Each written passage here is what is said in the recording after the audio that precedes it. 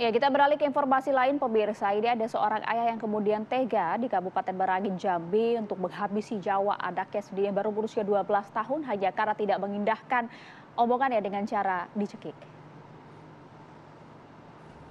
AN adalah seorang bocah yang masih berusia 12 tahun di Kabupaten Merangin, Jambi yang meninggal di tangan ayah kandungnya sendiri. Pelaku atau ayahnya adalah Abdullah Yusin, warga Kecamatan Tabir Lintas, Kabupaten Merangin, Provinsi Jambi. Pelaku kemudian berniat untuk mengubur korban di belakang rumahnya sendiri.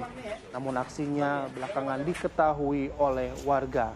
Kau mencekik anak kau dulu, ada dua berontak. Ada orang. Oke, untuk mengetahui bagaimana peristiwa utuh dari peristiwa ini, kami akan ajak Anda untuk berbincang dengan AKBP Ruri Roberto, ini Kapolres Merangin. Selamat pagi, Pak Kapolres. Selamat pagi, Pak Kapolres. Selamat pagi, Mas. Selamat pagi, Mbak. Oke, Pak Kapolres, bagaimana kronologi dari peristiwa ini dan sehingga akhirnya pihak kepolisian bisa mengungkap kasus ini? Ya, baik. Pertama, diawali dengan si korban melakukan bermain layang-layang di sekitar rumah. Dan untuk pelaku pada saat itu berdiri tidak jauh daripada korban. Selesai bermain layang-layang, pelaku mengajak korban untuk ke rumah pelaku. Karena posisi pelaku dengan korban, dengan ibu korban telah pisah secara agama, sehingga keduanya juga mendiami rumah yang berbeda. Si korban diajak untuk tidur bersama, karena sebagai anak, diajaklah. Namun, korban tidak mau. Mulai berontak karena pada saat diajak itu tersebut, tidak mau mengikuti apa yang dimau oleh pelaku. Sehingga kesal dan amarah, si pelaku kemudian mulai mencekik si korban. Sehingga korban meninggal dunia. Demikian. Apakah kemudian korban ini hanya tinggal berdua saja dengan sang ayah di rumah tersebut, Pak Kapolres?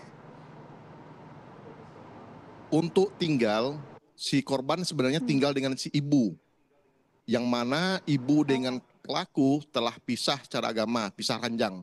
Sehingga mendiami rumah yang berbeda. Dan korban ikut dengan ibunya. Oke, Pak Kapolres, saat ini kan tersangka sudah dimintai keterangan oleh pihak kepolisian. Apa pemicu utama? Apakah kemudian memang hanya karena masalah sepele, sang anak tidak ingin mendengarkan omongan dari orang tuanya, kemudian harus dihabisi nyawanya, Pak Kapolres? Baik, sebenarnya pemicu utamanya itu sebelumnya telah terjadi cekcok antara si ibu korban dengan pelaku ini. Di mana si pelaku minta kembali berdamai dengan si ibu, namun tidak kunjung dipenuhi sehingga cekcok tersebut terjadi. Pada saat itulah puncaknya ketika si korban diajak tidur bersama dengan ayah kandungnya sendiri, tidak mau sehingga terpancinglah emosi dan terjadilah pembunuhan tersebut. Apakah sebelum peristiwa ini sudah ada juga, Pak, peristiwa-peristiwa penganiayaan yang dilakukan si pelaku terhadap korban atau mungkin kerabat lainnya? Kalau penganiayaan secara fisik belum ditemukan kepada korban. Namun penganiayaan secara verbal artinya mungkin cekcok kepada keluarganya si ibu ini sudah pernah. Oke. Dan benarkah si pelaku ini berupaya menyembunyikan jenazah korban setelah membunuh korban? Betul. Ada upaya arah ke sana di mana pelaku menggali suatu lubang di dekat rumahnya, masih dalam kawasan rumahnya, dengan niat dan maksud untuk menguburkan korban tersebut ke dalam lubang yang telah digali oleh pelaku. Oke, awal mula pengungkapan kasus ini seperti apa, Pak? Kenapa, Mbak? Awal mula pengungkapan kasus ini seperti apa hingga kemudian bisa ditemukan ada jasad di belakang rumah korban ini? Baik, pada awalnya itu ada saksi, di mana saksi ini ketika masuk ke dalam rumah pelaku atas nama Sabli ini menanyakan BPJS dulu nih. Dia menanyakan BPJS. Pada saat itu pelaku berada di belakang dan melihat apa yang dilakukan oleh pelaku, oleh si saksi mencurigai kenapa si pelaku menggali lubang. Pada saat diketahui menggali lubang tersebut, si saksi merasa curiga ada sesuatu yang terjadi. Sehingga saksi atas nama Sabli ini pergi ke kamar karena tadi sempat melihat bahwasanya si korban bersama-sama.